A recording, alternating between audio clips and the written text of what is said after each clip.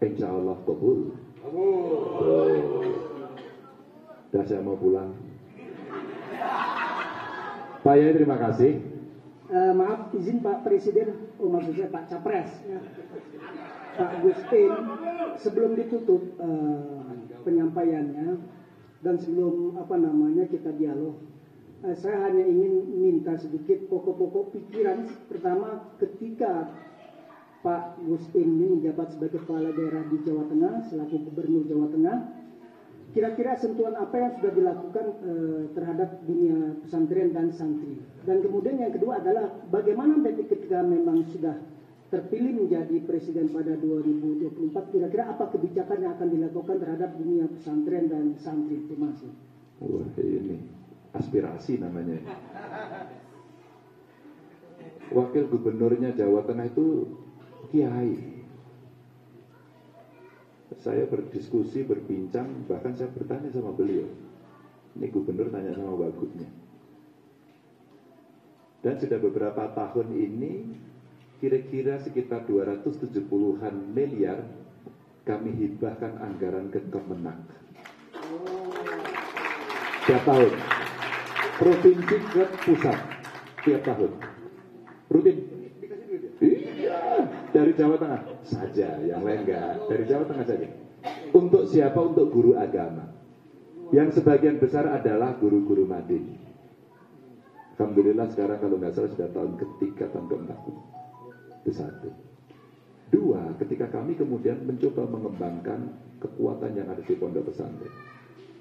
Gus Yasin, kira-kira apa lagi yang ada di pondok menurut panjenengan? Ekonomi pesantren, pelatihan, akses permodalan. Pas akses permodalan, Pak Yai, duitnya kurang. Lalu semua orang, wah Pak, harus dialokasikan. Tidak, ada cara yang lain. Maka kami mengembangkan Basnas. Zakat infak sedekahnya kita kembangkan. Yang dulu kira-kira sebulan hanya sekitar 200 juta, 250 juta. Sekarang sudah bisa 6 miliar. Ketika ini kita kembalikan ke mereka, mereka akan sangat senang. Ya, pondok ini modern lah. Kalau pondok yang di keluarga saya itu ya pondok kampung, dan biasanya santrinya juga yang datang macam-macam, termasuk sebagian besar bermasalah, termasuk dari sisi ekonomi, karena dari keluarga miskin. Maka akhirnya kami buat sekolah gratis hanya untuk orang miskin. Jadi dari 3 sekolahan ini kemudian lumayan hasilnya bagus, maka saya extend 15 lagi sehingga menjadi 18 hanya untuk orang miskin. Dan saya senang sekali Pak I, karena saya memang dulu lahir dari orang yang juga miskin gitu. Bapak saya pegawai sih, polisi, pangkatnya tidak tinggi, tapi selalu kurang dengan anak-anak. Maka ngutang terus hidupnya. Maka saya waktu sekolah merasakan ya biayanya kok mahal. Maka ketika amanah yang diberikan, saya berikan. Gus, kita buat kebijakan untuk orang miskin. Kita bikin gratis. Itu Pak Yai. Tahun keempat, karena sekolahnya SMK, dia sudah bekerja ke hampir di perusahaan-perusahaan di seluruh dunia. Dan akhirnya dialah yang mengentaskan kemiskinan keluarganya. Yang lain lagi apa? Dari cerita yang berkembang, saya mau habis masa jabatannya, itu menindaklanjuti perintahnya Pak Wamen. Kemenak, Kementerian Agama yang mengeksekusi di lapangan adalah undang-undang pesantren. Cepat-cepat yuk Gus kita selesaikan, karena masa jabatan kita mau habis. Dan kita selesaikan sampai masa jabatan saya habis, belum selesai. Tapi alhamdulillah DPRD-nya bagus sehingga diselesaikan, maka lahirlah Perda pesantren.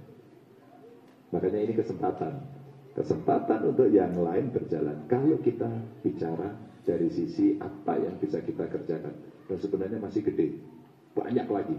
Maka ide-ide saya ketika bertemu dengan banyak orang, Basnas itu kekuatan dahsyat, tapi kita belum mengoptimalkan itu. Maka ketika banyak yang datang ke Jawa Tengah, Pak Ganjar rumusnya apa kok bisa seperti itu? Yaitu dari Basnasnya hebat, kan ketua Basnasnya juga ketua MUI, Dan saya mendapatkan dari mereka, datanglah, silakan tanya ke MUI Basnanya bilang, silakan tanya sama Pak Gubernur gitu kan, dilempar-lempar.